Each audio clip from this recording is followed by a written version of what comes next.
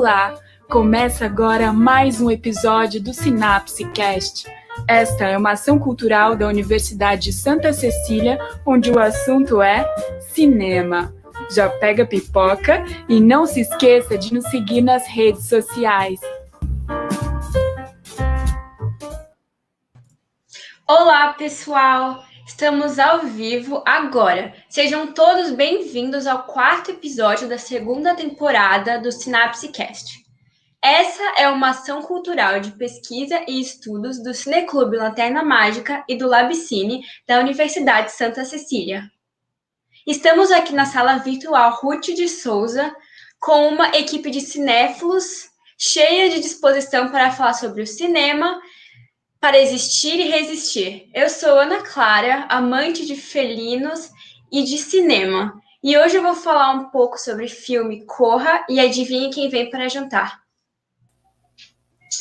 E eu sou Shadia Becker, sou surfista de ondas artísticas e hoje eu vou falar sobre branquitude crítica e arte decolonial.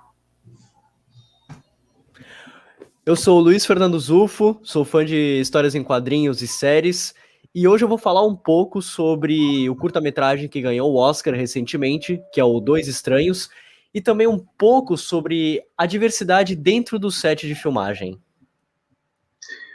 Olá, sou Eduardo Ritt, amante de gastronomia e cinema, e vou falar sobre a construção da imagem do negro no cinema. E não se esqueça também de nos seguir nas redes sociais. Nós estamos no Instagram e no YouTube como @Cineclube Lanterna Mágica. Você também pode nos achar no Facebook, digitando facebook.com/cineclube.lanternamágica e no nosso blog na Unisanta, www.unisanta.br/cineclube.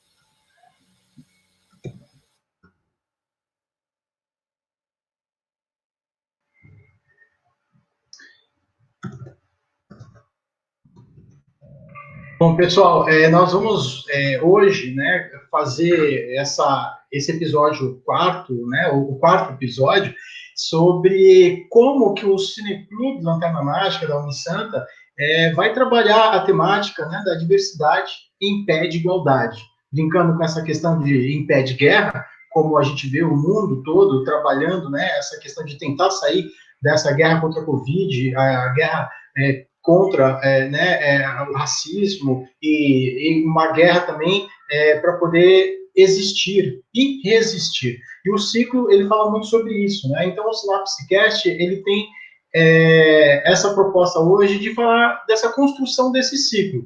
E, então, nós temos, assim, como uma proposta inicial, trazer um pouco desse universo que o cinema, ele acaba buscando, né, na pluralidade. Às vezes a indústria busca essa pluralidade para poder ter uma relação, né, financeira também, de atrair mais públicos, seja o público LGBT, QIA+, o público, digamos, que trabalha com as questões indígenas, o público que trabalha com as questões femininas, né? Então, com todas essas questões do universo que a gente vai trabalhar essa diversidade, né? Então, por isso, o Sinapse de hoje tem esse nome de Sinapse Cast, né? É o nosso episódio 4, que fala sobre o cinema para resistir, ou no caso, para resistir, e aí nessa relação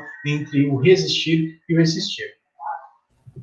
E aí, para fazer um pouco, dar um spoiler, assim, desse ciclo de cinema que a gente está preparando, falar sobre 2 filmes que já entraram para a nossa seleção, que é o Me Chame Pelo Seu Nome, que fala sobre um casal gay, e também um documentário do Emicida, O Amarelo, que está disponível no Netflix.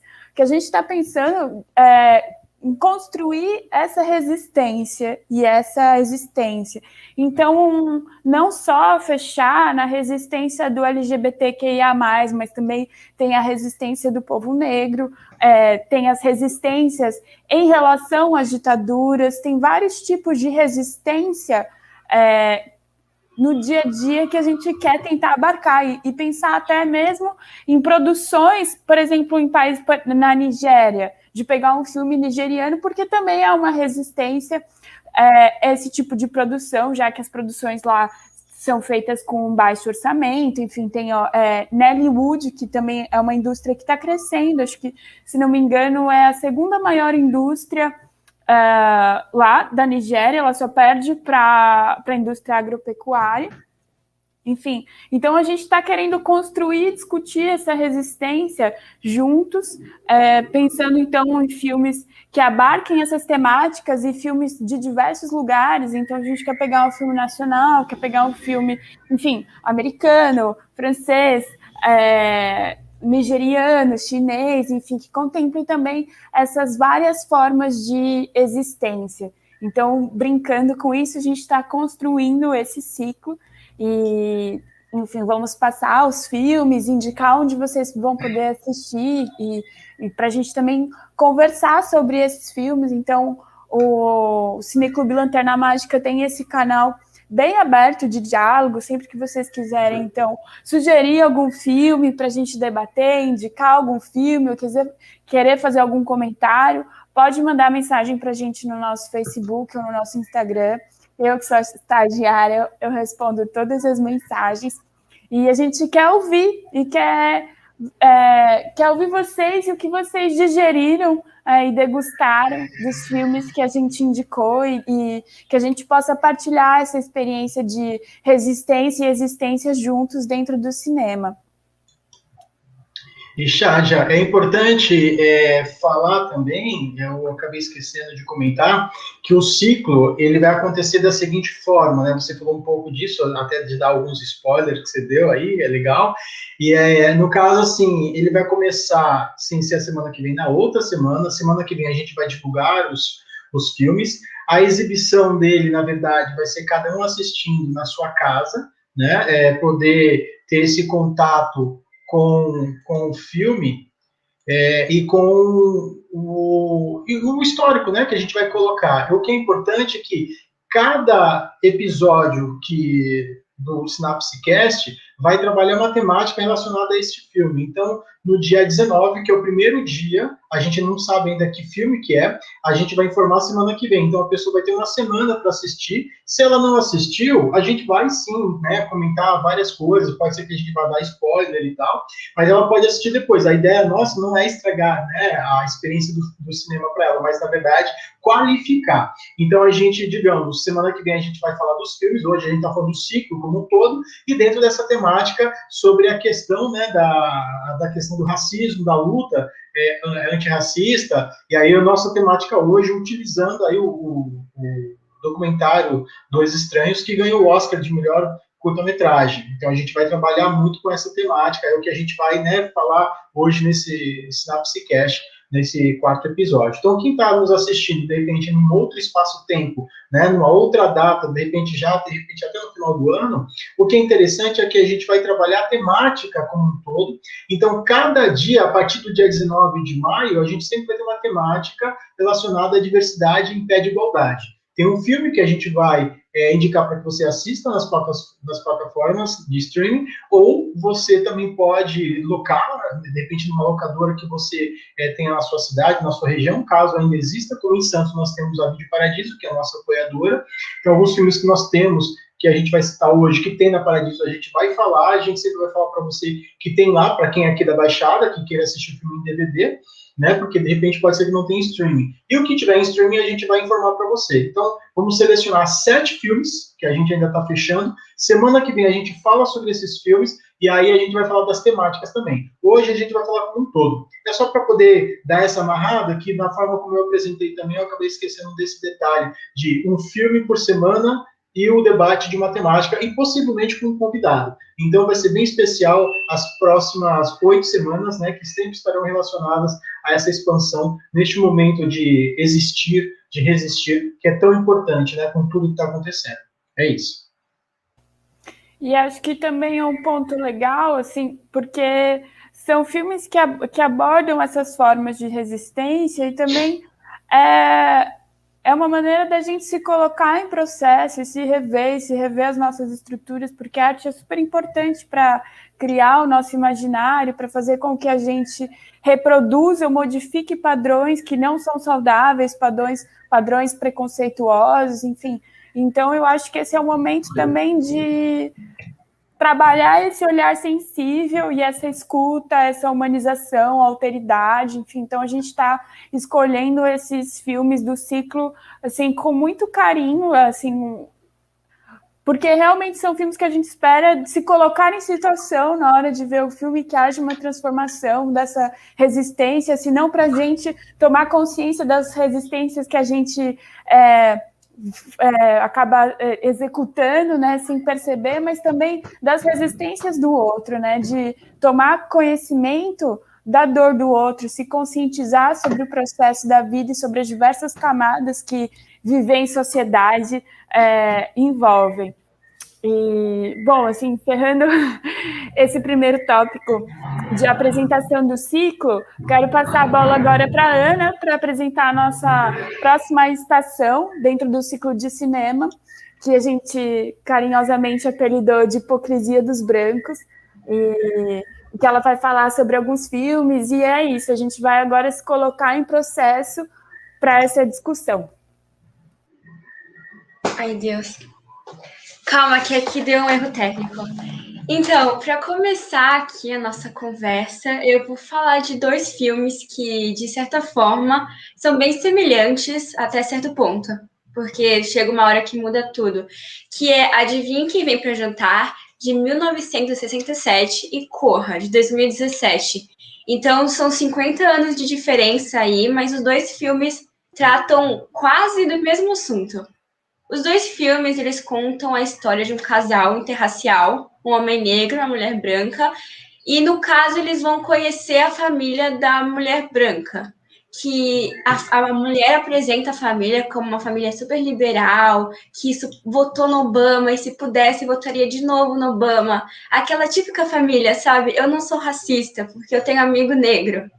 Então, é exatamente isso que trata. E enquanto que Adivinha Quem Vem para Jantar vai numa linha mais social, mais de preconceito, mais de como é ridículo, sabe? Esse preconceito com o casal. Corra vai para uma área mais terror, uma área mais ficção científica, porque é um alerta de spoiler. Eles fazem uma hipnose com o cara lá e eles querem pegar o corpo dele e usar num homem branco que tá velho e tá para morrer. Então, sabe, o final se diverge um pouco, mas os 2 expõem muito isso do branco que se diz aberto, que se diz liberal, mas no fundo tem aquele preconceito velado. Já eu não quero a minha filha com um homem negro. Tanto que em Quem Vem para Jantar, Adivinha Quem Vem para Jantar, eles tentam de várias formas achar defeitos nesse homem negro, no marido dela, mas eles não acham, porque no final o homem tem um ótimo caráter, é super gente boa, então só mostra, né? Enquanto no filme Corra é na era pós-Obama, que é logo depois que ele acabou o segundo mandato dele, o Adivinha que Vem para Jantar foram em tempos que estavam tendo várias levantes raciais, porque em 1967 era uma época mais difícil, mais preconceituosa, e, sabe, tinha um racismo velado, mesmo que as pessoas fingissem que não tinha. Ainda tem hoje em dia, para ser honesta, mas até tem gente que considera que Corra foi uma releitura de Adivinha Quem Vem para Jantar, com um toque de terror, né, para poder dar uma energia e um up na história, mas esses 2 filmes tratam de um assunto muito relevante e muito interessante atualmente. Na década de 70 estava surgindo, o movimento dos Panteras Negras estava ganhando força, então acho que o racismo ele ainda existe, mas ele vai se modificando conforme a sociedade vai se transformando também, né? Fica sempre a discussão, será que hoje tem mais racismo porque a gente vê mais, enfim, o audiovisual ele tem um papel muito importante nesse momento de denúncia, então a gente acaba sabendo mais as coisas. Então, eu, assim, acho que o racismo... antigamente tinham leis, né, que proibiam e tal, que segregavam, faziam apartheid, enfim, hoje em dia essas leis não existem, mas, de certa forma, essa segregação ainda ficou introjetada na nossa cultura, dadas as situações de racismo que a gente vê no dia a dia, dos dados estatísticos de morte de pessoas negras é 3 vezes maior do que das pessoas brancas, a situação de abuso. Então, tem uma pesquisa que eu acho que até a Djamila Ribeiro comenta, eu não lembro agora se foi ela mesma que fez essa pesquisa, que é assim, você é racista? Aí 99% das pessoas falaram que não. E aí perguntou assim, você conhece alguém que é racista? Aí, tipo, as pessoas falaram que conheciam. Então, assim, não bate. Falta de nós, pessoas brancas, ter essa reflexão e essa autocrítica.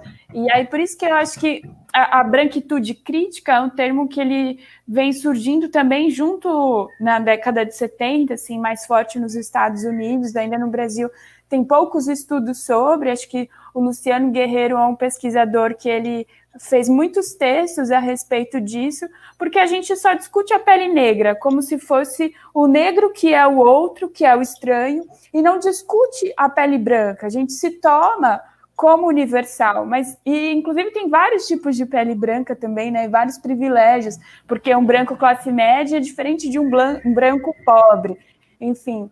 E da gente começar a olhar para a nossa pele branca, para ela deixar de ser universal, entender que, da mesma forma que existe a pele amarela, existe a pele negra, existe a pele branca, e deshierarquizar esse processo. E o estudo da branquitude crítica, ele vem justamente para a gente se rever enquanto sujeitos e entender o que a nossa pele branca, ela nos traz, ela nos implica dentro da sociedade. Então, ela traz, sim, privilégios e facilidades de conseguir um emprego, de ser bem recebido num recinto, né, num bar ou numa família, como no filme Adivinha e Vem para o Jantar, que a jovem traz o futuro marido negro em casa e aí causa esse estranhamento, né? Eu acho que é um filme muito bom para se discutir branquitude também, porque uma coisa fala assim, eu não sou racista, né? Eu tenho amigo negro, eu desejo todo mundo que seja feliz e tal, mas aí quando traz uma pessoa negra para a própria casa para jantar, aí os brancos não sabem como reagir. Foi assim, nossa, então agora eu tenho que bancar realmente. Então é isso que é não ser racista, é receber um branco, um negro e jantar com ele e permitir que ele se case com a minha filha. Então, eu acho que é legal a gente começar a olhar para esses lugares, porque tem muitas coisas culturais que a gente só percebe no momento que acontece, enfim, e ninguém tem coragem de falar que é racista, ninguém quer assumir, mas eu acho que a gente, enquanto branco, tem que pensar no nosso lugar de fala, enquanto brancos, para discutir racismo, que acho que, inclusive, a Djamila Ribeiro tem o livro incrível, que se chama Lugar de Fala, que a ideia é justamente não falar assim, então você é branco, você não tem o direito de discutir racismo. Não, nós brancos devemos discutir racismo, porque o racismo não é problema do negro, é problema do branco que perpetua esse racismo. Os negros sofrem isso, mas a gente que tem que se rever enquanto pessoas brancas para mudar esse racismo estrutural. Então, assim, é algo que a gente tem que olhar, tem que fazer parte, ver, assim, eu tive essa vontade, assim, recentemente eu fui vendo o álbum de fotos da família. Minha mãe não tinha com as pessoas negras, não era amiga de pessoas negras, no álbum da família tem 1 ou 2 pessoas, sabe? E aí olhar também para o meu passado, dos meus ancestrais de uma forma crítica. Por que não tinham pessoas brancas?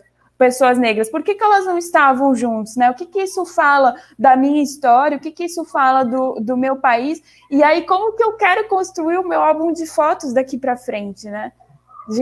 Eu quero estar em volta de quem? Aí é fácil falar, eu não sou racista, mas cadê eu convivendo com essas pessoas? Cadê essas pessoas próximas de mim nos meus álbuns de família, nos meus jantares?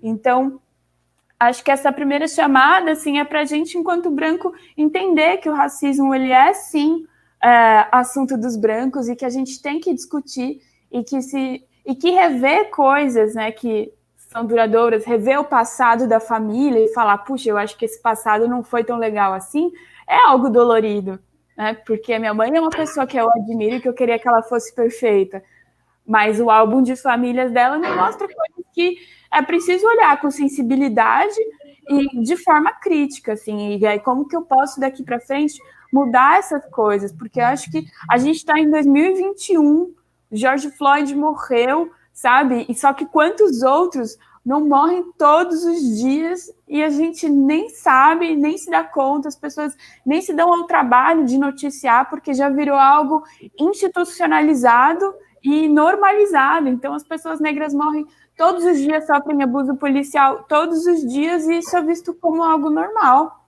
sabe? E aí que evolução é essa? Assim, a gente tem o iPhone 37S, mas não conseguiu ainda resolver algo que aparentemente é simples, né? Direitos iguais, humanidade, enfim, olhar todo mundo como um ser humano que tem direito de ter acesso à educação, acesso a qualquer lugar, a fazer qualquer coisa. Então, é um percurso que, enfim, a gente vai se revendo ao longo dessa trajetória, mas que é importante a gente ler coisas sobre branquitude crítica e se rever e tentar tirar da ideia do eu não sou racista, que é uma coisa etérea, e trazer para a prática. E quando traz para a prática é algo, enfim, algo que incomoda e que muda muita coisa. Enfim. Charlie, Fala, acho que é uma questão importante também, né? A gente, com tudo isso que você colocou, falando aí sobre essa questão da branquitude crítica, né, e desse processo de envolvimento, e também dessa relação da luta da negritude, né, dessa conscientização também de que o que é o corpo, né, nesse sentido, para que você possa existir, há a necessidade de um corpo. E um corpo não só quer dizer um corpo, digamos, como a gente tem de carne e osso, para falar de uma forma mais direta, né? Dentro de um senso comum, mas um corpo também de sensações, como você falou, de ir além, de sair dessa coisa etérea, de achar que esse meu corpo, eu não sou racista, né? Neste corpo no qual eu habito, né, não tem racismo. E ao mesmo tempo, às vezes, a gente acaba não observando esses detalhes, do qual a gente acaba não passando pano de uma forma consciente, mas de alguma forma a gente corrobora com isso, né? E o filme Uma Outra História Americana, que tem como protagonista o Edward Norton, né? E ele faz o papel de um nazi-fascista, e o que a gente vê proliferar muito forte no Brasil, e na verdade eles sempre existiram na América Latina, pelo mundo afora, só que às vezes eles não tinham voz, no sentido de se sentir identificado com outras pessoas, como a gente viu domingo passado, se não me engano foi domingo ou sábado, pessoas com roupa de super-herói do Brasil, né, e gritando pela volta do governo militar e falando coisas absurdas, né, falando tipo, eu aceito morrer pela Covid, não quero usar máscara, eu tenho direito a isso, assim, tipo, a pessoa tem direito à ignorância dela, ela só não tem direito a acabar com a vida das outras pessoas que não querem morrer com a proliferação de uma doença, no caso, né, de um vírus, como no caso do Covid. Então a gente observa que essa interação filme, Uma Outra História Americana, ele traz muito isso. E nesse olhar que a gente vai trabalhar muito também no ciclo de cinema Existir, né, e brincando com essa palavra do resistir, como a gente coloca, né, entre parênteses, aí o R, então a gente tem esse olhar dessa busca. E o filme que ganhou o Oscar de melhor curta-metragem, ele traz muito desse processo que faz um diálogo muito forte com esse filme que eu citei agora, né, Uma Outra História Americana, onde o Edward Norton fez uma dieta para poder, enfim, trabalhar o seu corpo, e aí sim, esse corpo de carne e osso que a gente identifica na maioria das vezes, mas a cidade é um corpo também, a família também é um corpo, e uma família, ela não é só feita de pai, mãe, avó e avô, é também família isso, mas ela pode ser feita só, de repente, você e seu vizinho, você e o seu filho, você e uma tia, enfim, você e um amigo, você e seus amigos. Então, o termo família, ele está sendo expandido e sai dessa questão etérea, que eu achei interessante isso que você colocou, né, nesse processo que a pessoa acha que está protegida, eu não sou fascista, eu não sou racista, tudo bem, você pode não ser numa gama, né, nós, no caso, nós não nos achamos assim, mas em algum momento a gente precisa passar por essa transformação. Então, o ciclo ele tem essa proposta, né? Então, para aquela pessoa, né, no caso, você que está nos ouvindo agora e que é num outro momento que o ciclo, de repente, até já passou, não tem problema. A gente vai falar dos filmes no 5º episódio, assista o nosso 5º episódio, para que você possa saber um pouco mais sobre esses filmes e fique como dica, porque os filmes que a gente está falando hoje, no final a gente vai te dar o cardápio de filmes, para que você possa anotar e assistir, mesmo que você não assista dentro do prazo que a gente vai te convidar, tá bom? Então, falando sobre o curta-metragem dos Estranhos, passa a bola agora para o Luiz, que ele tem um pouco mais de informação sobre esse curta. Então, eu vou falar agora um pouco sobre o curta-metragem Dois Estranhos, que, como eu falei, ele ganhou o Oscar recentemente como o melhor curta-metragem.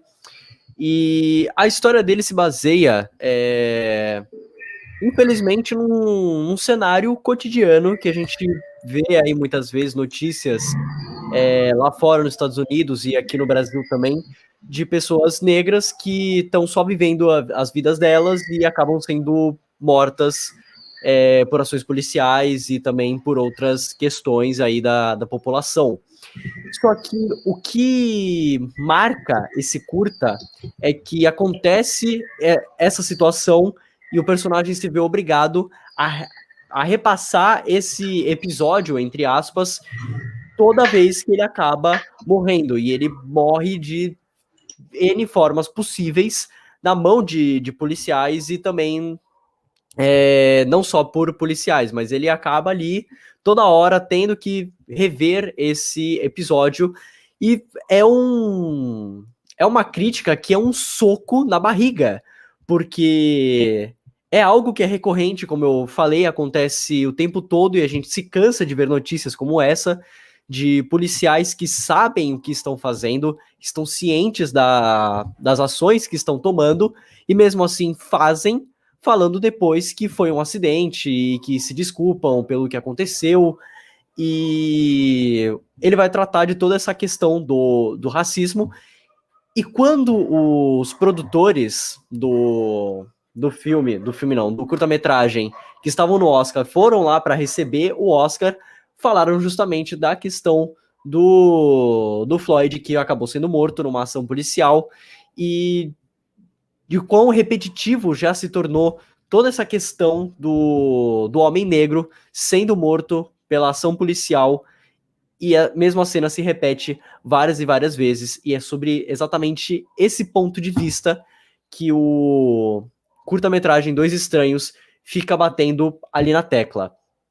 E uma curiosidade também muito legal de falar sobre esse curta-metragem é que o ator Jesse Williams, que fez o Jackson Avery no Grey's Anatomy, ele também participou da produção ali do curta-metragem, dando algumas ideias, e foi muito legal essa participação dele, e ele deu bastante ideias bem bacanas que depois foram inseridas ali na produção do curta-metragem Dois Estranhos.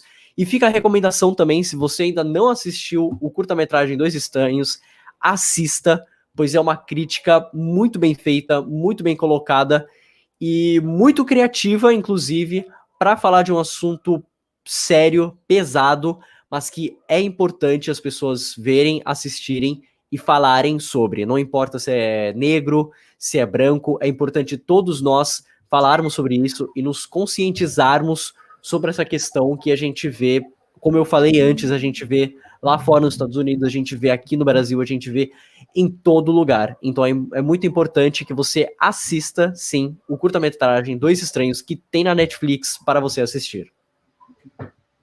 E é legal, Luiz, esse fator, né, da repetição que o filme vai mostrando, dessa questão do sonho, que ele acha que está sonhando, ele volta, aí tem essa relação dele com a namorada, né, e é interessante observar, para quem não assistiu, observar isso que eu vou falar, ou para quem já assistiu, rever, porque tem 31 minutos, né? É bacana. Mesmo que ele tivesse 2 horas sendo um bom filme, vale a pena sempre rever um bom filme que você aprende muito nesse sentido, né? O que o filme traz. E o que é legal, assim, observar como que o ambiente onde ele está com essa pessoa que está conhecendo, não é bem uma namorada, enfim, uma pessoa que está conhecendo naquela primeira noite e tal. E aí, quando ele sai do apartamento, que ele lida, né, com esse momento aí de confrontar aí o policial e das injustiças que se repetem no dia a dia. E o que é interessante que esse fator da repetição lembra de muitos filmes, né, como O Feitiço do Tempo, O Dia da Marmota, né, e tantos outros filmes que brincam com essa coisa de você acordar, aparecer lá o relógio e se repetir. Então é um filme assim, é um tipo de história que parece, eu já vi essa história, mas sempre é possível contar de uma forma diferente. E o curta, ele acaba fazendo isso, né, o Dois Estranhos. E aí você vê como que o acaso, brinca com o acaso da cidade. Então vai mostrando um pouco também dessa coisa de você, quando sai de casa, que você faz o mesmo caminho sempre do teu trabalho. Hoje em dia, nosso trabalho, no caso, eu aqui, eu trabalho na sala, então eu saio do quarto, vou no banheiro me escovar o dente, eu faço o caminho para vir para a sala, fazer um café. Então, assim, esse é o meu caminho. Antigamente, não. Eu fazia uma mesma rua, uma mesma avenida, e sempre buscando, assim, mudar de caminho em alguns momentos. E o filme brinca com isso também. Do que vai mudando. Como no filme O Dia da Marmota, né? Ele fala sobre isso. E se você for parar para analisar esse filme também, ele não trata a questão do racismo, mas essa questão das interações sociais, né? Dessa diversidade que tem no dia a dia. Então, é muito interessante dentro dessa proposta do ciclo também existir, esse ciclo que a gente vai começar no dia 19. Então, tem essa relação, no caso, do que vai modificando, do que ele vai temendo, porque ele vai construindo uma memória sobre isso. E se a gente analisar essa construção da memória, pegar só a questão da história da escravatura no Brasil, é uma construção de 300 anos, foi o último país, um dos últimos, né, principalmente aí o principal último país a acabar, abolir mesmo a escravatura, e na verdade nunca aboliu, sempre teve manutenções dessa escravatura durante décadas, e ainda tem assim, né, isso nas nossas grandes cidades de médio porte, como no caso aqui Santos, onde eu estou agora e tal. Então o filme ele vai falar sobre isso, sobre essa repetição também, e de como que isso vai passar por uma lavagem cerebral, e dialoga com o que eu estava conversando, que a Chádia também falou há pouco, né, na estação passada desse nosso episódio de hoje.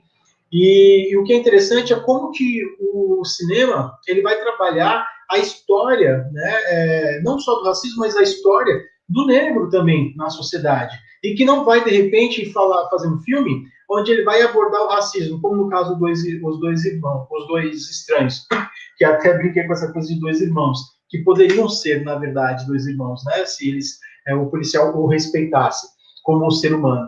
Mas aí os Dois Estranhos, ele trata sobre isso. Eu tenho um livro aqui, que é o Negro Brasileiro e o Cinema. Eu não vou aproximar muito, talvez, porque se eu aproximar demais, ele desfoca. Mas já dá para ver, para quem quiser identificar, já consegue achar pelo título, né? É da editora Palas, e o autor é o João Carlos Rodrigues. O Negro Brasileiro e o Cinema. Então é interessante que este livro, ele traz até um livro que já está, digamos, precisando de uma atualização, porque tantas outras histórias já aconteceram, mas ele vai mostrando esse início que é muito importante, né, dos primeiros grandes filmes do cinema brasileiro, onde o negro teve, como o próprio Grande Otelo, o seu papel, o seu lugar, enfim. E aí você vê que, aos poucos, isso vai se perdendo em alguns momentos, hora volta, então é meio que por soluços, né? E não é só aqui no Brasil, isso em outros lugares também. E aí tem aqui um outro livro, que no caso é do Itaú Cultural, no evento que eu participei, e que fala sobre, o nome, é uma espécie de revista, né, são várias ações, vários ensaios que eles escrevem, e o Itaú Cultural, ele publicou edição número 21. De repente, se mandar uma mensagem para o Itaú Cultural, pode ser que eles consigam te enviar, eu não sei como que é o trâmite deles, né? Mas eles falam sobre política, transformações econômicas e identidades culturais. Eles vão falar muito aqui também, eu acho muito interessante, sobre o retorno né? O eterno retorno, essa coisa, o eterno retorno do recalcado, essa coisa que trabalha, né, o negro como um refugiado dentro da própria cidade. Então você quer ir para a praia, mas você vai precisar de dinheiro. O ônibus que te leva da praia para a praia, de repente, se você não tem um carro, ele vai demorar, ele vai vir lotado, enfim, isso não só, obviamente, o negro, mas principalmente o pardo, o negro, enfim, o pobre, né, o pessoal que vive nas chamadas, entre aspas, né, periferia, porque o centro é onde você coloca. Então, o teu centro pode ser o teu bairro, não quer dizer que é o centro da cidade, o centro comercial. Enfim, são coisas que estão passando por transformações. E aí, trazendo isso para o cinema, então, o negro, digamos, nesse processo de criação dessa voz que o cinema traz também, então a gente tem o Jefferson Day, aqui no Brasil, um cineasta que trabalha muito com essa questão da negritude na cinematografia, né? A gente tem essa forma de trabalhar o negro como dentro, né, de uma posição onde ele sempre pode estar e sempre pôde estar, mas na verdade não esteve, né? Então assim, era um direito, mas só que um direito ficou velado com tudo isso que a gente falou. Então a forma do cinema mostrar isso, a forma de recortar, como a gente viu, recortar que eu digo um ambiente de uma favela, às vezes o cinema brasileiro trabalhou bem isso, né? Como em Rio 40 Graus e tantos outros. Mas é o olhar de um branco, né, sobre esse universo, como em Orfeu Negro, aquela coisa idílica que mostra o prédio não, como se diz, a Pedra da Urca, né? Enfim, aquela paisagem do Rio de Janeiro, aquela coisa bela, porque é dentro de uma questão mítica, né? Só que isso, Cidade de Deus vai trazer de uma forma diferenciada, recebeu críticas até da própria teórica, né, ensaísta, a Ivana Bentes, e que ela falou sobre a cosmética baseada na cosmética, na estética da fome do Glauber Rocha, que aí no Cinema Novo ele trabalhou a estética da fome, onde, né, o sertão trabalhava isso, essa fome imposta, porque dinheiro o Brasil sempre teve, e a fome é uma questão política, como a gente está vendo no atual desgoverno, né, isso em 2021, esse atual desgoverno que ainda aí está.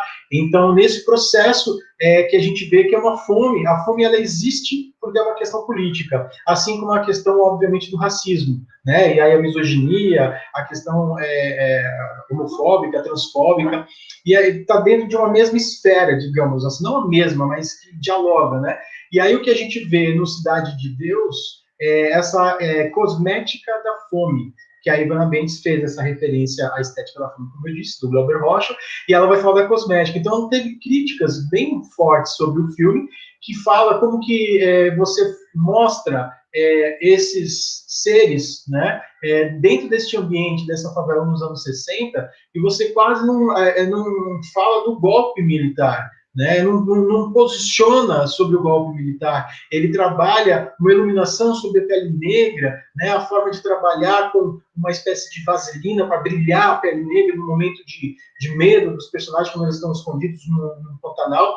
E a própria Ivana Bentes foi muito criticada, porque o filme ele tem um lado positivo, né? Só que ele faz parte de um olhar de uma elite também, porque Fernando Meirelles, no caso, diretor de Cidade de Deus, como Walter Salles, diretor do Central do Brasil, né? E aí você tem outros filmes dessa leva, aí pegando 98 para frente, até um pouquinho antes também, né? Então, assim, são cineastas que vêm de uma elite, de um olhar elitizado, e ao mesmo tempo eles trazem muitas coisas interessantes. Então, a forma como o negro é mostrado no filme deles tem a sua parte muito importante, como no caso Cidade dos Homens, né? Um outro filme foi feito pela O2 e tal.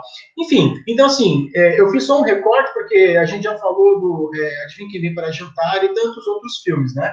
E aí, só para poder ver como que este olhar, ele pode e precisa ser muito mais debatido, porque pessoas negras ainda continuam morrendo, como a gente viu no filme que, para quem assistiu como videocast, né, o nosso Sinapsecast, no formato de videocast, a gente mostrou uma imagem, que se não me engano ela está até aqui ainda, vou até colocar, não, aqui já é uma outra, que é essa aqui do Alexandre Maxwell, a Chade até pode falar um pouco sobre ele, que fala dessa diversidade, a imagem que a gente está mostrando, da diversidade, da presença da polícia no Cidade de Deus, isso é muito bem colocado também, né? O Estado de Direito e o Estado paralelo dialogam e mantêm as pessoas ali naquele vórtice da escassez, né? Que aí no caso é representado pelo Buscapé, o personagem que quer sair da favela, mas a favela não é que ele queira que a favela saia dele, mas ele quer uma vida melhor. E aí ele tenta sobreviver entre os policiais, no caso corruptos, colocados, milicianos, né, fortemente, como a gente vê hoje em muitos lugares aí no poder, né, e na época já tinha isso, essa questão. Outro filme interessantíssimo que eu coloco aqui como dica é do João Moreira Salles, que vem da elite também, né, filho de banqueiro, né. Então o João Moreira Salles fez um filme que é um documentário aí dos anos 90, que é Notícias de uma Guerra Particular, e vai falar muito sobre esse processo. Tem muito a ver com essa questão da diversidade e impede igualdade. Lá no caso, seria a diversidade impede guerra, porque o BOP, ele mostra, né, o BOP entrando na favela e a lei é aquela, tipo, duvidei, eu atiro para depois ver se é culpado ou não. Enfim, e vai mostrando a humanidade que tem por trás de alguns policiais, e que esse documentário também foi uma das origens do filme, que aí também entra nessa coisa do Cidade de Deus, do Central do Brasil, que aí é o Tropa de Elite, né, do José Padilha, que fez uma minissérie extremamente mal sucedida em termos ideológicos, em termos de cinematografia, bem feita, porque ele é um bom cineasta, mas ele deu um tiro de bazuca no dedão dele, fazendo a minissérie O Mecanismo para a Netflix, que vai falar a diversidade do jogo, do jeitinho brasileiro também, de alguma forma a gente pode falar sobre isso. Enfim, então eu quis fazer esse preâmbulo um pouco longo, porque é um assunto muito rico. Então você que está nos ouvindo, nos assistindo, veja esses filmes, reveja esses filmes, mas com o olhar de que assim, a gente quer paz, a gente quer vida, nós queremos existir, nós queremos continuar resistindo. Enfim, é isso. Muito legal, Edu. Queria fazer 2 adendos, que o nome do artista é Maxwell Alexandre. Ele é um artista carioca da favela da Rocinha, e ele se tornou assim, um dos artistas mais influentes do mundo, assim, de capa da Forbes, e o trabalho dele é incrível. Eu tive a oportunidade de ver a exposição dele, Parda Papel, ao vivo em mundos pré-pandêmicos no Rio de Janeiro, e no Museu de Arte, acho que o Museu de Arte do Rio, maravilhoso. E agora ele vai fazer a exposição pelo Instituto Tomiotaki, se não me engano a exposição vai ser virtual, e ela vai estrear daqui 3 dias. Eu acabei vendo no Instagram dele hoje, antes de ir para a live. E também, assim, pensar do nosso papel de brancos, por exemplo, né, no Cidade de Deus, retrataram esses jovens negros na Cidade de Deus, e aí o diretor foi consagrado, ele teve uma ascensão, vamos dizer assim, só que os atores da Cidade de Deus, né, o ator principal, inclusive, morreu baleado, outro voltou para o tráfico, acho que nenhum continuou no cinema. Então tem um pouco dessa exploração, a gente enquanto branco, como que a gente cuida também dos negros, porque fez Cidade de Deus e não é racista, sei lá. Eu acho que tem que ter essa reflexão, né, de por que não cuidaram desses jovens depois do filme, né? Por que eles voltaram para o crime? Eu acho que fica uma reflexão, não que a culpa seja da equipe do Cidade de Deus, mas eu acho que existe essa necessidade do cuidado, assim, porque as coisas, elas mudam, assim. O racismo, ele é um processo que tornou-se cultural. Então, o pulo do gato, assim, até de ver esses filmes, é da gente começar a questionar quais ações cotidianas que são racistas, entende? De começar a trazer a dúvida para o nosso dia a dia. Porque talvez seja uma coisa natural, Cidade de Deus, tal, mas da gente questionar esses detalhes. Porque quais práticas que a gente faz, quais palavras que a gente usa, que elas podem ter uma origem, podem estar alimentando esse racismo estrutural, né? E aí, entrando um pouco na parte da arte decolonial, na colonização, já veio assim, ó, com a bula papal, né, da Igreja Católica, falando pode invadir a porra toda, leva a civilização, leva a religião, e quem é diferente da gente não tem alma. Então, já chega assim, o homem branco europeu nas terras... esqueci agora o nome da... Não é... Na Pachamama, enfim, agora esqueci do nome da... Não, era tipo do Brasil, do nome do Brasil antes de ser... Enfim, depois eu... Pindorama? Pindorama, isso. Os europeus chegando em Pindorama, já impondo uma cultura diante dos povos que estavam ali, já colocando que eles tinham que civilizar, né? Então vem o branco como salvador dentro daquela terra, e aí tem um processo que eu ouvi, pelo menos da Djamila Ribeiro, falando que é o epistemicídio, né? De já negando todo o saber local daquele povo, toda a sua história. Então, o povo negro e o povo indígena, desde os princípios, quando houve a invasão no Brasil, no nosso Pindorama, já teve esse epistemicídio. E aí o processo de decolonização ou da arte decolonial é de voltar esse saber, de reviver esse saber, de reconstruir esse processo subjetivo desses grupos e da história do Brasil, porque a gente tomou a história como se fosse só dos europeus, a gente toma isso como referência e esquece esses outros saberes, e não percebe que muitas palavras do nosso dia a dia vêm de origem tupi, vêm de origem indígena ou de origem africana. Então, o processo de arte decolonial é também da gente fazer esse processo inverso, da gente começar a se olhar, que acho que também é uma coisa que vem um pouco, assim, de certa forma, com Darcy Ribeiro, né, o movimento dos modernistas, do que é esse Brasil, né, de quem é o Brasil, de valorizar as nossas cores, a nossa natureza, e quem a gente é, dessa emancipação e rompimentos com a estrutura europeia. E é também um lugar da gente criar a nossa própria epistemologia. O que é essa epistemologia brasileira? O que é essa episteme negra, indígena? Porque na academia a gente só tem, quer dizer, não só tem, né, mas a gente dá mais espaço, ou valoriza mais, ou reconhece mais os acadêmicos brancos. Quem são os acadêmicos negros? Na minha faculdade, antes de estudar produção multimídia na Unisanta, que eu sou formada em teatro na Unesp, a maioria dos grandes teóricos do teatro que a gente estudava, a história do teatro era em referência ao teatro europeu. A maioria dos meus professores eram brancos. Então, como que a gente muda isso? E uma forma de ser decolonial é também reverter essas estruturas, de terem pessoas negras ocupando esses espaços de poder, de certa forma, né? Porque ser um professor de universidade, na minha visão, é um espaço de imenso poder. Então, a arte decolonial, assim, falando de uma forma muito sucinta, porque é um assunto extremamente complexo, que eu ainda, enquanto branca, ainda estou nesse processo de entender e rever o que está à minha volta e rever os meus processos artísticos também.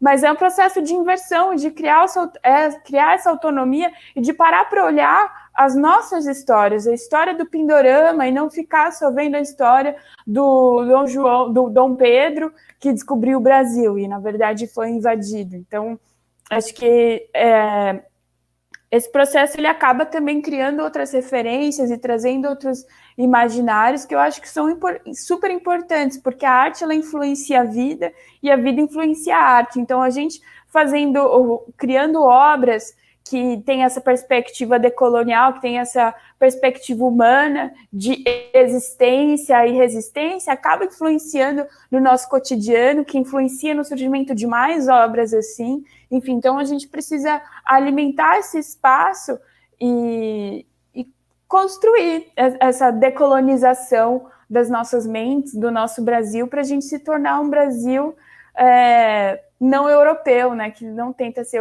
europeu, apesar do Bolsonaro ficar babando o ovo do Trump, e agora, enfim, tá meio sozinho, mas com a nova eleição dos Estados Unidos, então da gente pensar por nós mesmos e trazer essas histórias da cultura negra, da cultura indígena, e ter essa valorização e trazer para o nosso imaginário.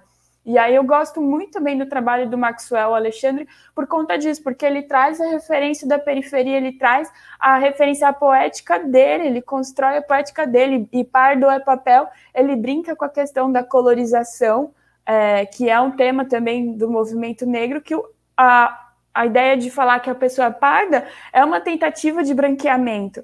E aí ele pega essa palavra e no trabalho dele ele subverte tudo isso e faz inúmeras denúncias e de formas criativas. Assim, é uma experiência muito legal ver uma exposição dele, porque ele faz pinturas, assim, telas gigantescas, então você atravessa um corredor, assim, vendo uma obra dele. Nesse sentido, ela também é bem imersiva, porque você vai caminhando e vai vendo as obras e vai tendo toda uma narrativa, entrando em contato com uma narrativa de violência, com uma narrativa de resistência, de criatividade e de potência que a favela tem, que é incrível. Enfim, agora vou encerrar esse tópico de arte decolonial e para a gente já encerrando o episódio de hoje, passar para a nossa conclusão, e aí quero passar a bola para o Luiz, para ele fazer essa reflexão final, depois a gente falar e divagar por tantas coisas e se colocar em processo, enfim, porque acho que a gente não pode perder isso de vista, que estamos sempre em processo, e a dúvida ela pode nos mostrar caminhos maravilhosos, né? Mesmo que, por mais que ela vá transformar tudo, para a gente se permitir transformar, porque eu acho que vai trazer frutos melhores, assim. Eu espero que a gente possa se tornar cada vez mais humano. Enfim, Luiz, é com você. Então, depois de nós termos conversado sobre todos esses tópicos e todo esse assunto envolvendo racismo, não tem como não falar sobre a importância da diversidade dentro de um set de filmagem. E a gente não fala só sobre pessoas negras dentro de um set de filmagem, seja ela uma atriz ou um ator, diretor, que trabalha na direção de filmagem, direção de fotografia, que cuida do som, eu esqueci o nome agora da parte da profissão ali que cuida do som, mas assim, sound designer, isso, sound designer, mas artistas e técnicos em geral, negros, dentro de uma produção, de um filme, dentro de um set de filmagem, é muito importante trazer essa diversidade e mostrar para as pessoas que sim, o racismo ainda existe, ele ainda perdura por aí.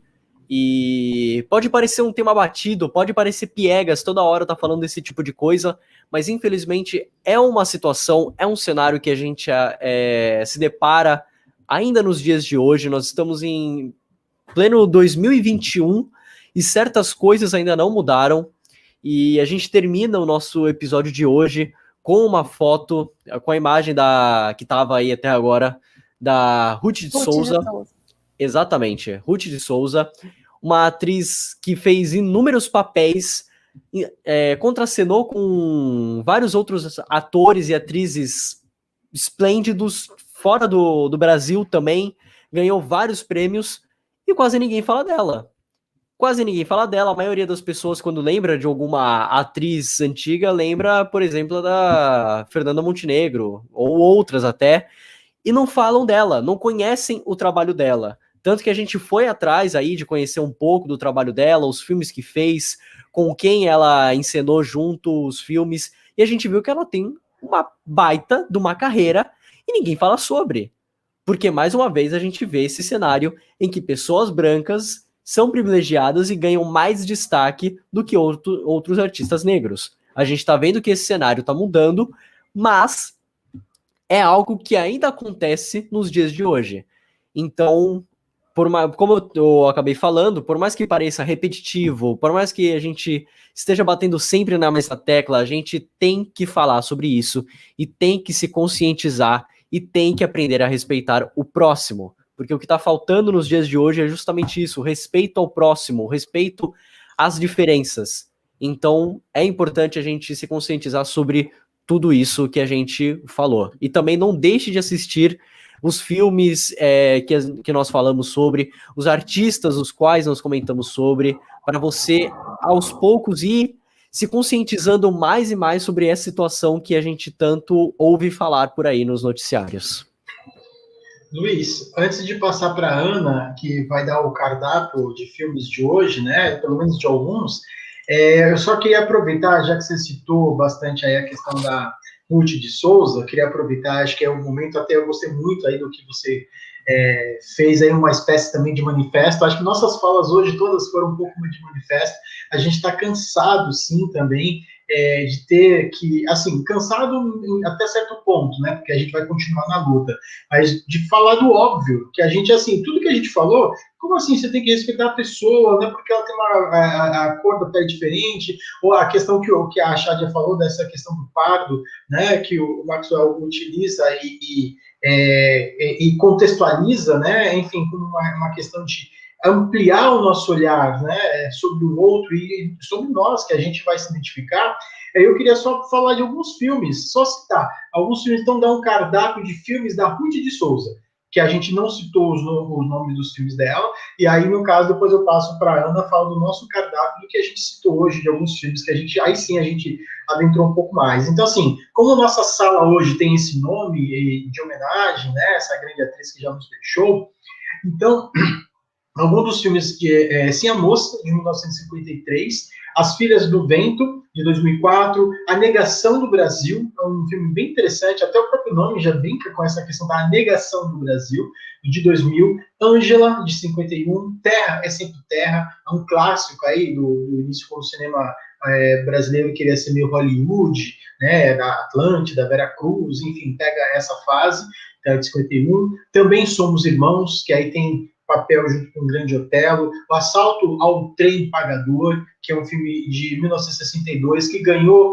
o Festival de Cannes, né, a menção lá no Festival de Cannes. Enfim, alguns dos filmes dela, ela tem tantos outros filmes. Eu achei importante, como você citou, essas questões pontuais, que é muito importante sobre ela, sobre esse respeito a esses artistas, e a gente vai trazer também, dentro do ciclo de cinema, alguns outros artistas, no caso, sejam eles transgêneros, sejam eles, enfim, grandes diretoras que não são conhecidas do grande público, e a gente vai deixar registrado dentro desse conteúdo nosso aqui de pesquisa, que faz parte das pesquisas do Cineclube Lanterna Mágica da Unisanta, do Labcine Unisanta, sobre as narrativas imersivas na experiência do cinema. Então, experienciar um cinema diferenciado com tudo isso que a gente falou hoje nesse episódio é muito importante para você que está nos ouvindo, que está nos vendo, né? Seja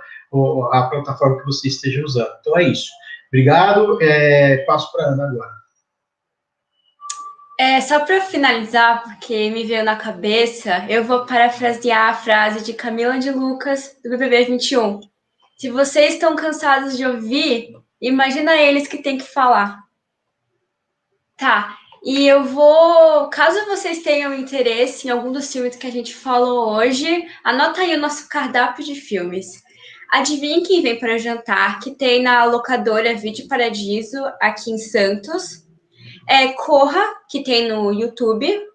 Cidade de Deus, que também tem na locadora Vídeo Paradiso. Cantor de Jazz, que tem no YouTube. A série Grey's Anatomy, que tem na Netflix, na Amazon Prime, que é um sucesso. E a nossa indicação especial aqui dessa edição é a série Cara Gente Branca, que tem na Netflix.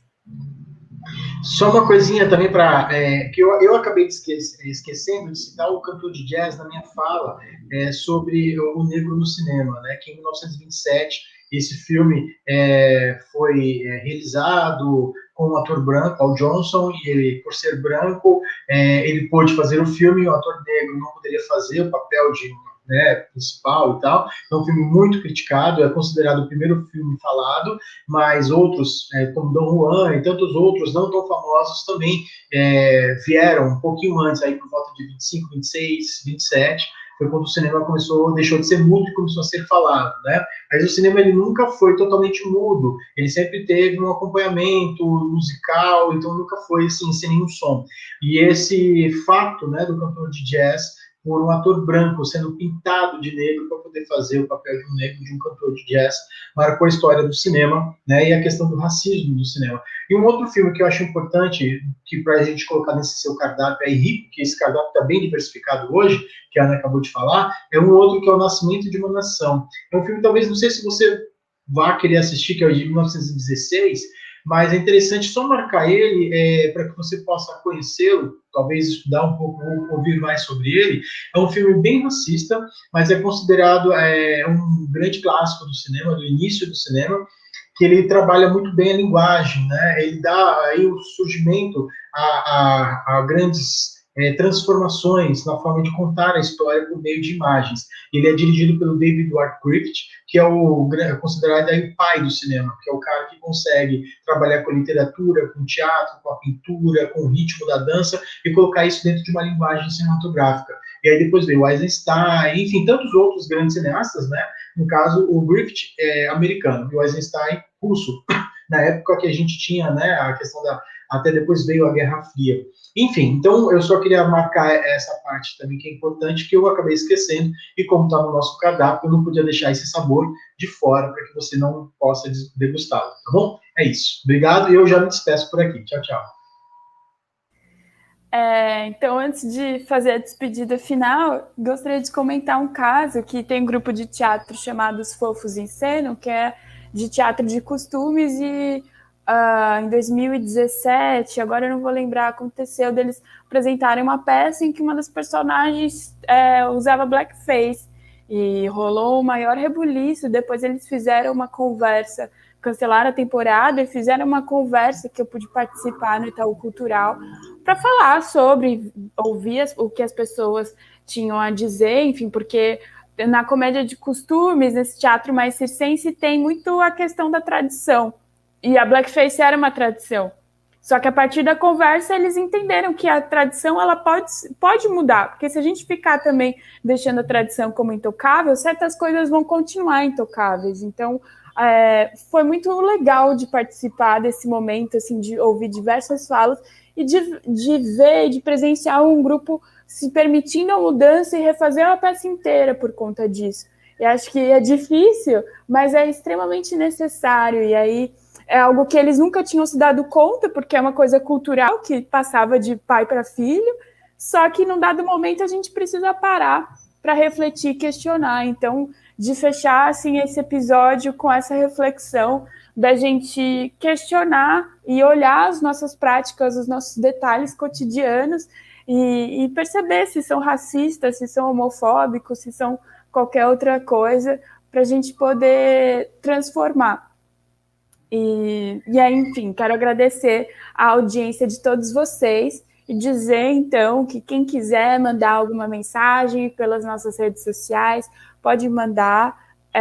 Se vocês quiserem saber mais, também ter um material a mais, assim, das coisas que a gente discute no podcast, nós temos o nosso blog, que é Cineclube Lanterna Mágica, enfim, depois a gente passa o link direitinho, em que, inclusive, nós temos um colaborador, que é o Ronaldo Júnior, ele é estudante de jornalismo da Unisanta, que fica escrevendo textos relacionados ao temas, e aí quem quiser também escrever algo e mandar para a gente, pode mandar que a gente vai ler e vai postar, enfim, tudo com muito carinho.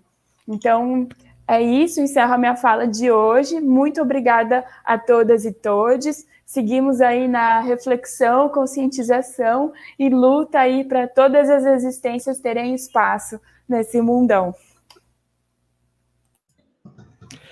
Eu vou me despedindo aqui também. Muito obrigado por ter assistido mais um episódio do Synapse Cast e a gente se vê no próximo episódio. Muito obrigada pela participação e por acompanhar a gente aqui nessa jornada pela conscientização. E não se esqueçam de curtir nossos conteúdos nas redes sociais e nas plataformas de podcast. Tchau, pessoal. Até a próxima.